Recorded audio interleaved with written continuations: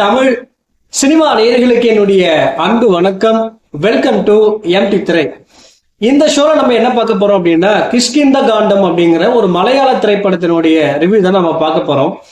இந்த படம் ஏற்கனவே தியேட்டர்ல ரிலீஸ் ஆகி ஒரு சக்க போட்ட படம் அப்படின்னே சொல்லலாம். ஒரு மாபெரும் வெற்றி பெற்ற படம். இந்த படம் இப்போ டிஸ்னி பிளஸ் ஹாட் ஸ்டார்ல அவைலபிளா இருக்கு. அதுவும் தமிழ்ல அவைலபிளா இருக்கு. இந்த படத்தை பத்தி சொல்லணும் அப்படின்னா, திருஷ்யம் ஸ்டைல்ல எடுக்கப்பட்ட ஒரு தரமான சஸ்பென்ஸ் த்ரில்லர் மூவி அப்படின்னே சொல்லலாம். இந்த படத்தினுடைய கதை என்ன அப்படின்னா, இந்த படத்தினுடைய டைட்டிலுக்கு ஏற்ற மாதிரி குரங்குகள் நிறைந்த வனப்பகுதியில நடக்கக்கூடிய ஒரு கதை தான் இது. வனப்பகுதியில ஒரு வீடு இருக்கு. அந்த வீடு தான் வந்து பாத்தீங்கன்னா ஆசிப் அலியோட வீடு. இவர் ஒரு ஃபாரஸ்ட் ஆபீசரா இருக்காரு. இவருக்கு ஒரு மனைவி ஒரு மகன் இருக்கான். இவருடைய மனைவி வந்து பாத்தீங்கன்னா கேன்சரால கொஞ்ச நாளைக்கு முன்னாடி இறந்து போயிடுவாங்க. அதுக்கும் முன்னாடி வந்து பாத்தீங்கன்னா இவருடைய மகன் சச்சு வந்து பாத்தீங்கன்னா காணாம போயிடுவான். இவன் காணாம போனதுக்கான பின்னணி என்ன அப்படிங்கிறது மிகப்பெரிய கேள்விக்குறியா இருக்கும். போலீஸ் ஒரு பக்கம் தேடிட்டு இருப்பாங்க.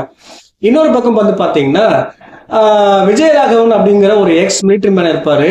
இவர் தான் வந்து பாத்தீங்கன்னா ஆசிப் அலியுடைய தந்தை. இவர் வந்து பாத்தீங்கன்னா பயங்கரமா கோபப்படக்கூடிய ஒரு ஆளாகவும் ஞாபக மறதி உள்ள ஒரு கேரக்டராகவும் இந்த படத்துல காட்டியிருப்பாங்க. ஒரு சூழ்நிலையில இவருடைய கன்னுடைய லைசன்ஸ் முடிகிற அந்த சுச்சுவேஷன்ல இவருடைய கன்னு வந்து பாத்தீங்கன்னா காணாம போயிடும்.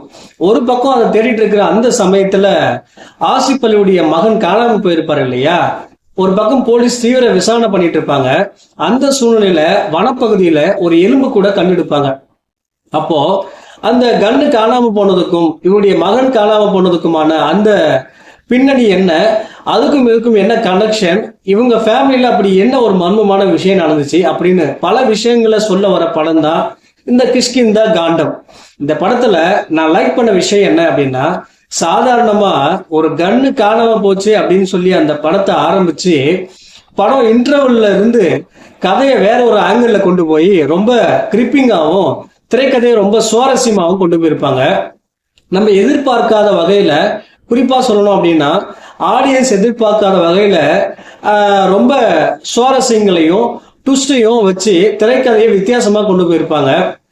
படத்தினுடைய எண்டிங்ல இந்த ஃபேமிலியில அப்படி என்ன சுவாரஸ்யமான விஷயங்கள் நடந்துச்சு, என்னென்ன சம்பவங்கள் நடந்துச்சு அப்படிங்கிற வெளிப்படுத்துற விஷயம் எல்லாமே வந்து பாத்தீங்கன்னா ரசிக்கும்படியாகவும் ஒரு வித்தியாசமான சினிமா அனுபவத்தையும் கொடுத்தது அப்படின்னே சொல்லலாம். சிம்பிளா சொல்லணும் அப்படின்னா, திருஷ்யம் படத்துல அந்த குழுவை மறைக்கிறதுக்காக ஒரு வித்தியாசமான முறையில காட்டியிருப்பாங்க. அதே போல இந்த படத்துலயும் வந்து பாத்தீங்கன்னா படத்தினுடைய எண்டிங்ல இந்த ஃபேமிலியில அப்படி என்ன நடந்தது அப்படிங்கிற சம்பவத்தை ரொம்ப வித்தியாசமான ஆங்கிள் காட்டியிருப்பாங்க. அது பார்க்கவே ரசிக்கும்படியா இருந்துச்சு அப்படின்னு தான் சொல்லணும். அதே போல விஜயராகவனுடைய நடிப்பு குறித்து சொல்லணும் அப்படின்னா பாராட்டியே ஆகணும். வேற லெவல்ல மிரட்டிருக்காரு அப்படின்னு சொல்லணும். அதே போல ஆசிப் அலி அவருமே வந்து பாத்தீங்கன்னா தனக்கு கொடுக்கப்பட்ட வேலையை சிறப்பாகவே செஞ்சிருக்காரு. அவர்னா பாலமுரளி அவருடைய ஆங்கிள் இருந்து தான் நம்ம ஆடியன்ஸ் படம் பார்க்குற மாதிரி இந்த படத்தை கொண்டு போயிருப்பாங்க. அவங்களுமே தன்னுடைய சிறப்பான நடிப்பை வெளிப்படுத்திருக்காங்க அப்படின்னு தான் சொல்லணும். ஓவராலா இந்த படம் ஒரு தரமான சஸ்பென்ஸ் த்ரில்லர் மூவி அப்படின்னே சொல்லலாம்.